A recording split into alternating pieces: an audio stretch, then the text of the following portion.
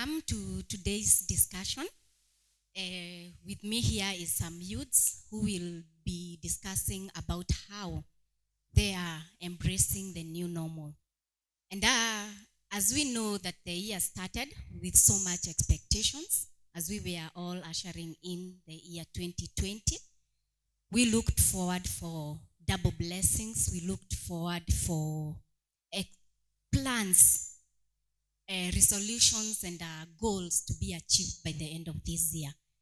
Some of us had dreamed of having families, graduating. Others wanted to be a good child, a good parent. Others wanted to start businesses, get promotions at workplace, and so on. So the year was so promising. And I would want us to just brainstorm and discuss how so far we are seeing this year lead us and get us to in pertaining to our expectations, our aspirations for the year 2020. Join me, Janet Masharia, with my friends who will be introducing themselves and also saying what they do, their plans for 2020 before we proceed.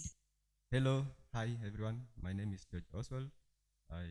I'm employed, but currently on compulsory leave.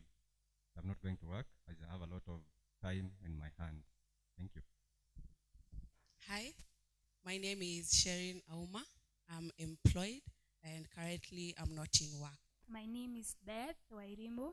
I'm a student and also I was employed, but currently I'm not working. Hi, I'm Esther Akinyi Opondo. My plans for 2020 was to get a job. Hi, I'm Ruth Akinyi and I'm in Form 3. Feel free to share in this discussion that we have today, because I believe that as much as we had our dreams, our visions, our goals, it's so unfortunate that we have a coronavirus with us. And as the government came up and put in place some measures that are making us to confine in our homes, not to go to work as normal, the government said that we have to social distance, to wash our hands, to put on our masks. I believe it is not a walk at the park. It has come with its challenges. And I would like us to discuss how this new normal is affecting us as youths. If you were working, if you are a student, if you were looking for a job, how is this new normal affecting you? Are you able to continue with your normal life as it was before? And so I want it to be open. We can start with Sherin, who said that she was employed but no longer going to work. You can tell us why, and how are you navigating around that? Thank you very much. For me, being employed, one, coronavirus has affected me directly in that where I was working, it is not an essential service. As you can see, the only people or maybe the only organization and companies that are working, it's only because of the essential services. Right now, we are under a contract of unemployment due to the pandemic, and it has not been easy for me being at home, and I cannot work from home. Yeah. Thank you. She can't work from home. I tend to believe that she is in the hospitality industry, and that is one industry that has been affected. Esther, you were looking for a job. Are you still putting out applications? How are you going about this? It has affected me from achieving my personal goals. One of it is getting a job. When 2020 started, I was looking for a job. I was applying for various jobs. And I can say this COVID has affected me very much, because I can remember one application I made. We got an email back that it was cancelled due to the coronavirus, and this made me to lose hope. and it made me to like get more afraid. I didn't know that as in I didn't know if I'll get that job. So it made me to be like very reluctant at some point, because I know if I apply, will I get a job? And most of us, most of the people are working from home. Yeah. Yeah, that is very true because most organizations right now, more companies have closed up. And so I believe that most youths who are looking forward for employment may be a challenge to them. But our message to you that it's not all lost. I believe that things are coming back to normal, and as much as you apply, those applications are not for going to go in vain. And so for all the youths out there looking for employment, I believe that jobs will still be there for you. So don't give up in your applications. So George Oswald, kindly you can share with us how you are navigating around the new normal now that you're not going to the office. Are you doing something maybe in the house, or how are you trying to keep yourself productive that you may not mentally go crazy? Or how was life? How is life right now? At the beginning of the pandemic, we were directed to be working from home. So for about 2 or 3 weeks, we were working from home. And then because of the volume of our work went down because of the pandemic, we were ultimately directed to apply for compulsory leave. So right now, I'm on compulsory leave and I'm not working. So because my life was so much involved into that routine of working from Monday to Friday, and then I have my weekend, it brought a lot of disruption in my life. So I had to find new ways of coping. And one thing I did is to develop new interests and new hobbies, like drawing. I draw portraits, I draw cartoons. I've also adopted a new hobby of working out slightly at home without equipment. And it's fun, actually. It's a lot of fun working out. I also write poems, and I have a lot of time to work on my blogs. I have 2 blogs that I operate. So it has been a blessing in disguise. I have a lot of time in my hands to do the things that I enjoy, and also to develop myself as a person, not just as an employee. You know, I think the pandemic comes with its challenges, but also comes with its advantages, because I think this is the time you will also discover more of who you are.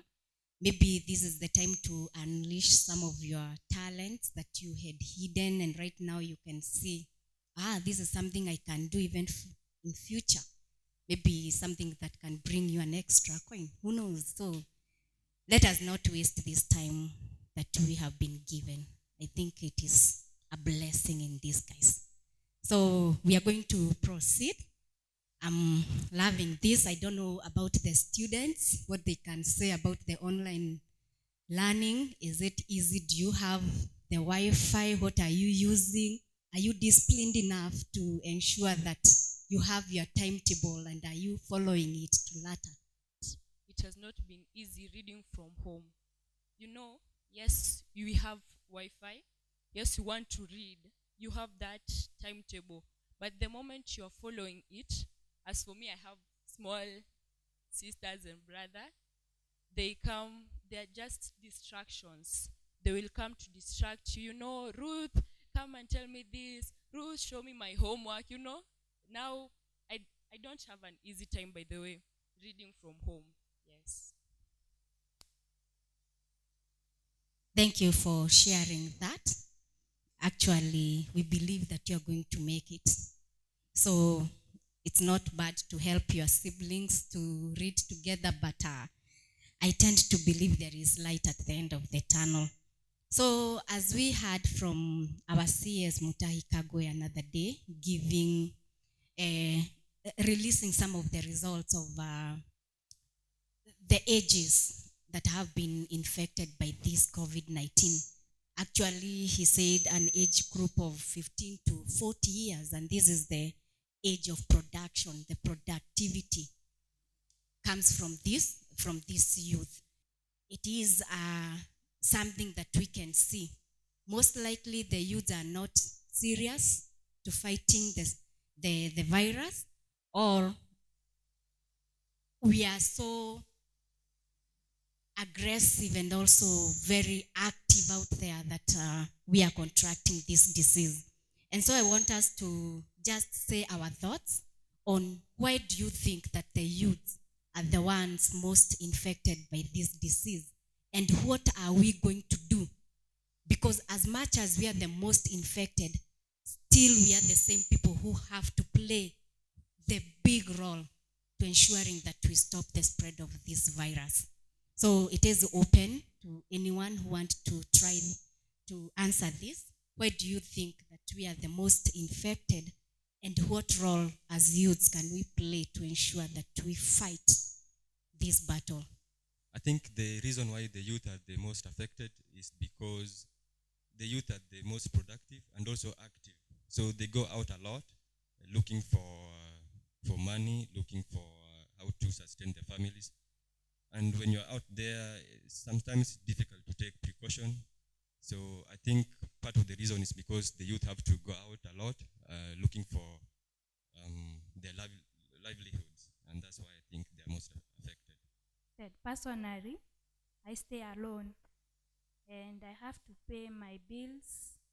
I have to do something so that I may get cash. So for now, you don't have job. So what will you do? Where will you get money? So you tend to go out there and try to fight something. And some people are not serious out there. They are not even keeping social distance, not washing hands. So it has really affected us so much. Yeah. For the new measures that our CS of health has put across for us washing our hands, sanitizing, and putting on the mask. Personally, it has been really hard because you find that your hands are the most active. Let's say our hands are the most active part right now. As me being a youth, I'm very busy and even getting time to sanitize. And also when I'm supposed to go out, I should put on my mask. And it's really hard surviving in this, but I have to have it so that I cannot be affected or be contracted. And also youths are very prone to gatherings, social gatherings. And we have been told we should not be in gatherings. And for me, having friends or maybe having, I should go out and maybe with my dance group, I'll not be able to dance. I cannot do anything. I'm forced to do it alone. I'm forced to be independent. Yes. For students, some are seeing like it's a holiday. Watu pale wao wanaona tu hii ni holiday saa tumepewa, ndio wanataka waende wapatane nao marafiki wao. They want sasa ile ndio wana arrange mabash, wanataka wapatane kila mahali. Unajua mtu hataki kukosekana akisikia by the way tunapatana hapa hivi watu tumetoka shule. So mtu atasema mimi niachwe nyuma, siwezi. Na hakuna vile utaniambia watenda hapo na wafanye hiyo social distancing. So hiyo ndio maana like wanaipata sana, one of the ways wanaipata. Yeah. We have seen stories of young people who have been arrested drinking. Some have been rescued in pubs, in social gatherings, as she's saying. Can we also say that we have been careless in a way, reckless in a way, that we are not taking this fight seriously? And as she is saying, if you walk down the streets, it is very true that people you see are the young people. And I don't think that they are looking for, like they are looking for bread, as some of us are saying here. Like we have to go hustle, get something to eat, get rent. Where are you hustling? Yet you are employed right now, you're not going to the office, same to you. Oh, where are we going to hustle? Where is that hustle coming from? Because what I can say is that I think we are not taking this battle seriously. Some of us have been reckless, like we have started to develop an attitude of don't care. And like, this disease is not with us. Yet we see the government producing numbers. So I want us to just be realistic and tell our youths out there what is needed of them, because we are the number that will have to stop this spread of this virus. You don't have to drink today. You can drink tomorrow after the virus is over. You don't have to meet your friend today. You can always meet them after this COVID is over. And after all, we have technology, don't we? How are you using your cell phone? What are you using your Facebook for? And I think we need to start opening up our minds and also knowing how can we help people out there. You can be disciplined as an individual, but we have so many indisciplined youths out there who are not adhering to what the government is saying, and they think like this virus is not there. I want us all to just share your challenge to the youths there. What message do you have for the youths out there? Someone who is thinking, this is just but ni homa tu itaisha. You see, like they're not taking this seriously. I want you to send a message out there to your sisters, to your friends, to your cousins, to your relatives. We are of the same age. What can you tell them at this moment?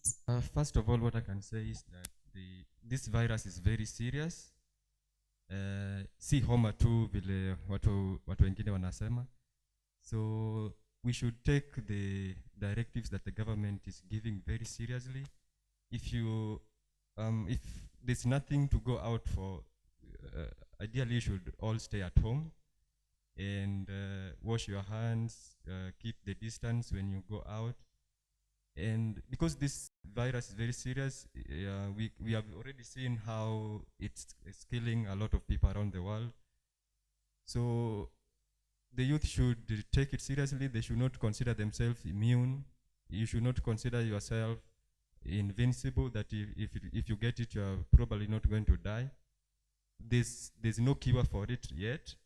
So the best cure is to stay at home, to protect yourself, wear a mask, keep your distance, and obey all the directives that the government is giving. Another thing, if you get this virus, it's going to affect you not only physically in your body, but it's also going to affect your economics, your finances. Because when you're hospitalized, there's the hospital bill that you're going to pay. You're going to put your parents and relatives under great economic strain. So the best way is just to obey all the directives that the government is giving and stay at home. I think one of the reasons why the youths are being careless is because of this norm that YOLO, you only live once. That's why I can't stay at home. I can say for me, technology is not all. I need to go. I cannot drink at using my phone. I need to drink. I need to take something. As for us going for that phrase or that term, you only live once. Just know, I want you to change it and make it you only die once. Let us stay safe. Let us be at home, washing our hands, sanitizing. It is not a must for you to use the most expensive sanitizer. I believe this is one of the moment, or maybe the chance we as youths, we have been given the time to save. The money that I was supposed to go and use and buy a drink, buy alcohol, I love shopping, having nice clothes. For this time, going out, just remember you only die once. And once you are infected, it will be really hard. There will be stigmatization. There will be our mental health will be disrupted. So I can only say you only die once. Stay at home. Make sure you follow the measures that you have been given. Yes, thank you. Okay. For those who stays alone, like me, I would encourage them to kutafuta something, make a timetable. A habit, when you want to make something to be a habit, try to practice it for 21 days and it will be part of you. Like kaa hujazoea kukaa kwa nyumba na kufanya something productive, we jaribu kufanya kama yoga, ama unasoma vitabu. Kaa hujazoea kusoma, soma vitabu, engage yourself as much as possible. So that is my point. Like personally, it has become part of me, and huwa siboeki sana. So yeah, God.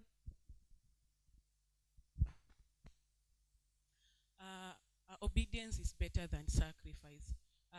Youths out there, let us be obedient. Let us take this corona thing very serious. Maybe it may not be at your doorstep. That's why we are here around, we are going out. But what I can say is that let us take this thing seriously, and I think we'll be able to cope with it. As for me, sasa wewe heri ukuwe na hiyo corona badala ya kununua sabuni. It's not a must to use Dettol, sijui Lifebuoy. Imagine menengai na kukeep safe. Just buy that menengai. It's not expensive. Tumia hiyo menengai na imagine unakuwa sawa. Sai badala ya kwenda huku mzuruch, yani ushindo umezurura na watu, si lazima, unaweza kaa home. This is the time that you have to strengthen that family bond.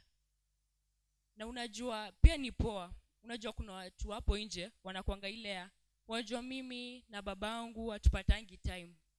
This is the time to have that bond. Sasa ndio unamwambia aki yenyewe daddy unipeangi tu time. Si sahi sasa at least tufanye kitu. You can play with your dad. By the way ni fun. Mimi hucheza na babangu kwa nyumba. You can play with them. You can play with your mom. Ndio ujue vile wanakupenda. Unajua wengine wanasema hanipendi. Kwa nini? Anakujanga kama nishalala, anatoka kaa nishalala. Hata sijui sahi anakaje, amenona, amekonda. Sahi stay with your parents. Kaa nao sisters wako. Have that family bond. Na imagine by the time corona itakuwa inaisha, utakuwa umefurahia, imeisha tu kama umetumia menengai peke yake. It is cheap. You sa hapo tu nje, yani my youth kai. Ni cheap, si lazima uzunguke, utazunguka corona ikiisha. Kenya iendi mahali, watu mnasema corona iko umoja, haiko buruburu. Wewe ndo utaiendea huko umoja uilete buruburu. Zunguka tu. Haya. Thank you so much for that discussion. Actually, what we are saying is that there is two sides in every coin. And at this moment, as a nation, as the youth, we have to look this situation in a very positive way. Else, the moment we decide to look at the negative side,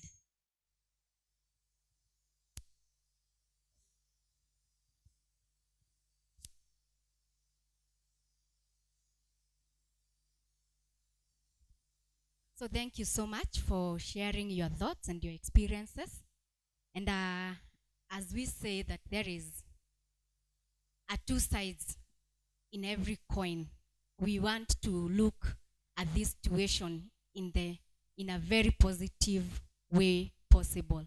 Because if we don't stay positive, if we don't look at this, the advantage that corona comes with, we might miss the mark.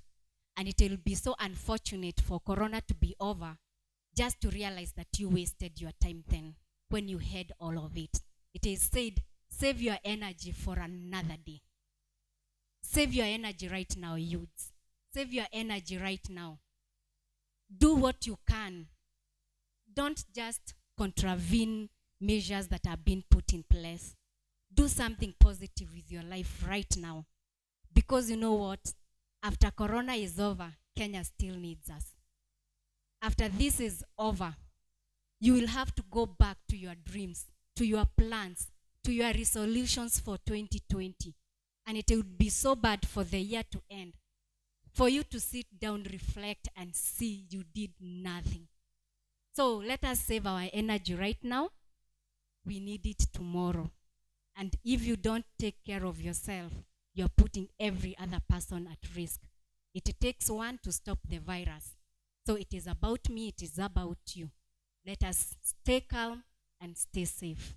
There is hope at the end of the day. Thank you.